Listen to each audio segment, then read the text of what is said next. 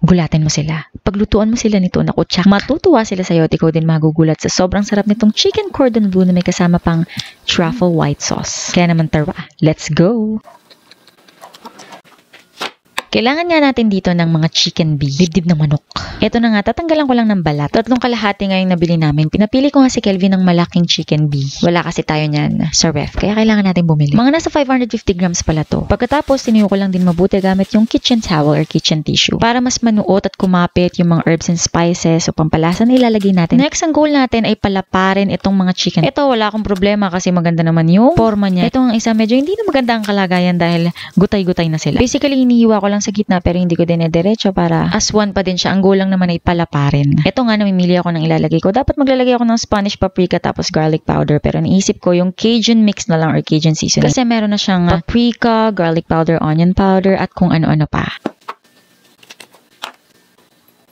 Ito nga, pinaghalo-halo ko na yung Cajun seasonings, Chinese 5 spice, salt and pepper. Pwede din kayo maglagay ng konting sugar. Hinalo ko na rin mabuti para mamaya ibubudbud ko na lang. Ito na nga, isison lang natin maigi yung manok. Lamas-lamasin, i-massage-massage, o diba? Sana all. At paikot-ikutin gaya ng pagpapaikot na ginawa niya sa'yo. Then, nilinis ko lang ulit yung aking sangkalan, yung aking chopping board. Kakailanganin natin itong cling wrap.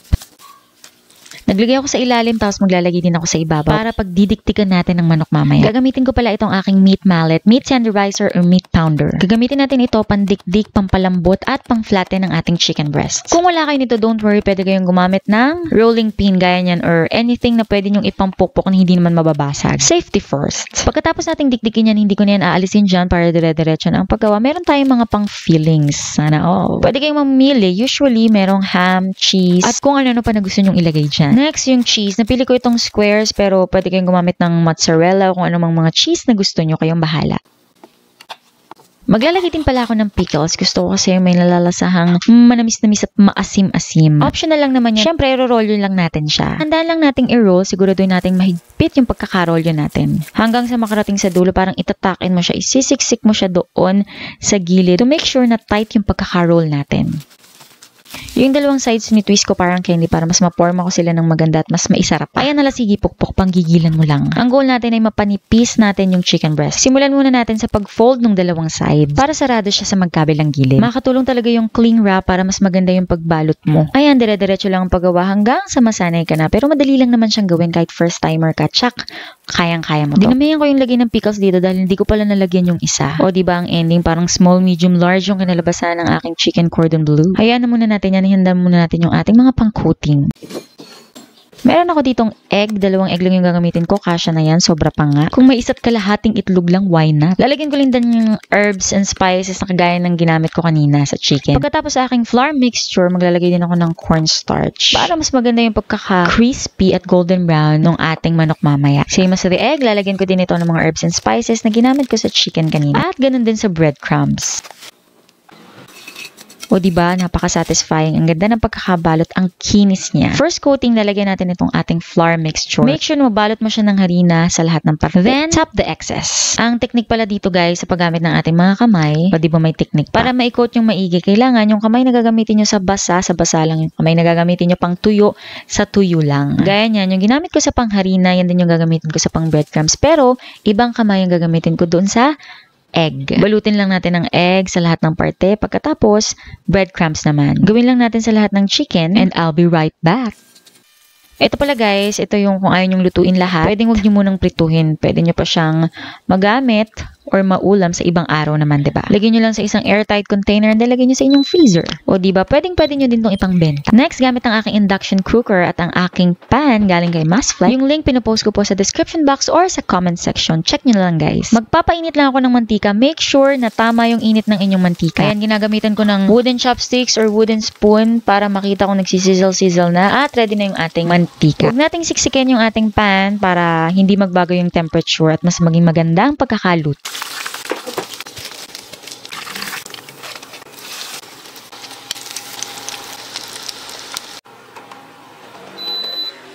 Okay, crisp check.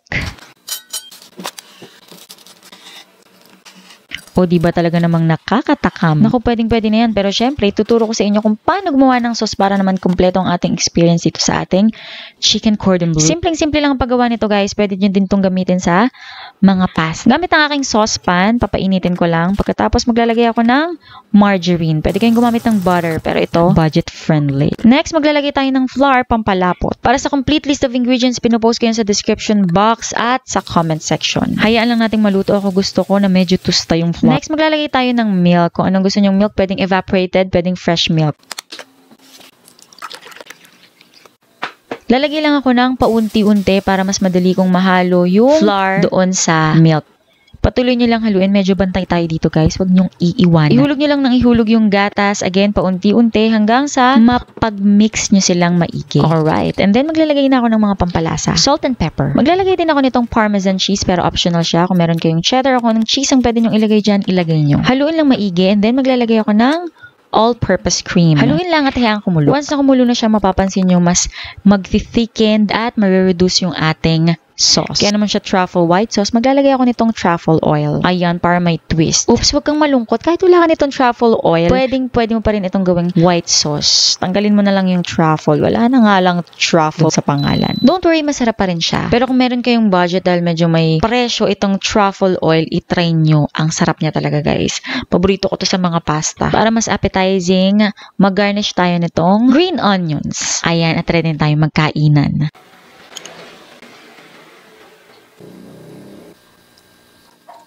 Naku guys, ang sarap. Well seasoned yung chicken. Cheesy and may pagka-smoke yung ham na nabili ko. Pagkatapos grabe, ternong-terno dito sa truffle white sauce na ginawa ko. Ang sarap niya talaga. Kaya naman, i-try nyo na to guys and comment down below kumusta ang inyong experience dito sa ating chicken cordon bleu with white. Ayun lang guys, ako nga pala ang inyong kusinerang ininyera, Jane Agustin Silvestre. See you in my next vlog.